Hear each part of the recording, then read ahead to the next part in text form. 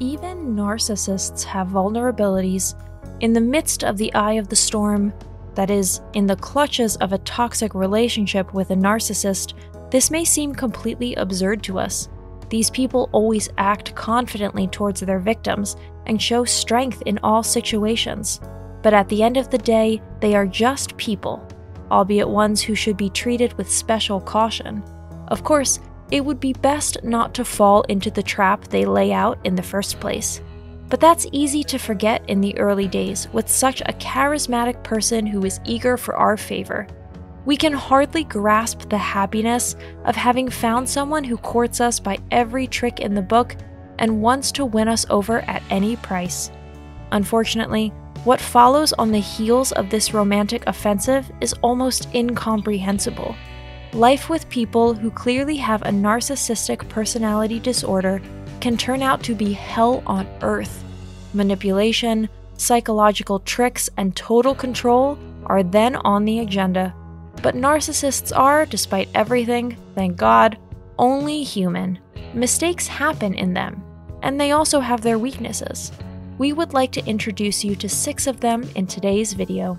If you like our videos, feel free to support us with a thumbs up, subscribe to Psychology in Mind, activate the bell for notifications, and get excited for new videos uploaded every day.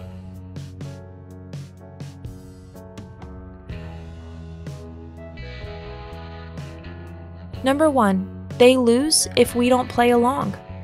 Probably the biggest fear of narcissists is that their games will come to naught. Their games are present from the moment narcissists meet supposed victims, but they turn out to be much more powerful than expected. It is precisely their psycho tricks of twisting the truth and retroactively falsifying events that can turn their victim's life sour. Narcissists are usually so sure of themselves that they do not deviate from their usual repertoire. The bag of tricks the narcissist uses is always the same, and its contents are extremely manageable. There is no greater embarrassment for these string pullers than to want to expose their victim in the presence of others and to end up looking like the fool themselves. If people do not allow themselves to be manipulated in the way these provocateurs would like, they run into a wall. Their game does not work then, and they stand there exposed as losers. Things also go badly for them when isolating their newly chosen victims from the circle of friends and family doesn't quite work out. They lose the first important victory in their attempt at total control. This will never be possible for them if someone always interferes and the victim just won't let himself be beaten down. Number 2. Their pity and remorse are never genuine. Narcissists are sometimes quite talented actors. They have mastered at least the range of fake feelings they deem necessary for the successful management of a toxic relationship. When it serves their cause, pity and remorse also come into play. However, these sentiments are never to be taken at face value. They are meant to sabotage their victims' attempts to free themselves from their clutches. Of course, these are all just empty promises that are not followed by action. However, these manipulators are very good at this game. They never tire of putting on the lame, "I'm sorry" face, while everything soon resumes its usual toxic course. Number 3. Their camouflage is worse than expected. They are usually good-looking, charismatic, very charming, and above all, eloquent. Their stories could be straight out of a Hollywood script. In any case, they are hardly ever true. Over the years, narcissists spin together a life story that would outrank any telenovela. They are successful and live on the sunny side of life. In fact, however, they often end up on the sidelines professionally, naturally have no friends and no more contact with their family, and of course, their lives are not so successful either. Their self-penned biography is as full of holes as Swiss cheese. A few targeted, critical questions would be enough to make their artfully constructed facade crumble. At least narcissists are not stupid. They know that they are operating on thin ice and that the world is famously small. Therefore, for this reason alone, it is absolutely vital for them to isolate their victims. the less their target's loved ones can ask annoying questions or sow doubts, the longer they can get away with their charade. Especially annoying for them is a sudden chance encounter with former victims or other persons from the past whose reflexive negative reactions could put them in hot water. Therefore, they avoid the public whenever possible. Number 4, they don't want to be seen as serial offenders. In the clutches of a narcissist, it feels like the whole mess is our fault. We are the deficient party who needs to be straightened out and educated. We are the forgetful, the distracted, and the insecure who desperately need a strong hand and control.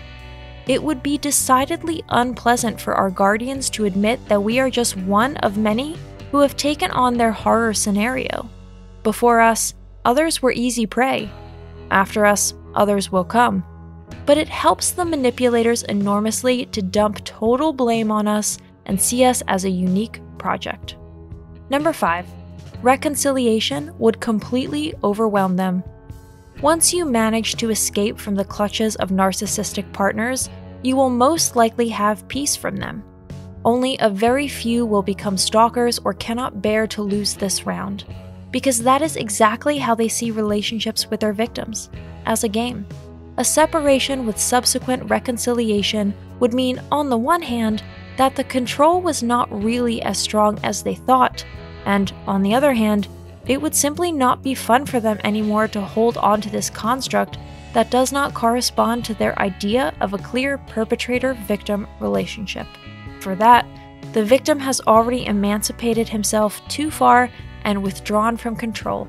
So if you want to make a narcissist uncomfortable, suggest an extensive reconciliation. Number 6, their greatest fear is being exposed. Even if they act with extreme confidence and seem to have everything perfectly under control, the narcissist's biggest fear is that you will see through their tactics and realize that the whole relationship was just a power play. They need staying power, an immense arsenal of more or less good excuses, and all their acting skills not to be exposed. Today's conclusion: when the facade finally crumbles, narcissists are toxic in the truest sense of the word, but like all people, they have vulnerabilities and are vulnerable. Even when they've mastered their game, there are ways to spot cracks in their fine facade and inconsistencies in their perfectly staged show. This thought is comforting, even if we often recognize it late in the game. The best remedy against people with narcissistic tendencies is not to play along with their game. Critically question everything that seems awry to us. Our gut feelings usually know more than we do. Thanks for watching. Did you find this information helpful? Do you have experience with it?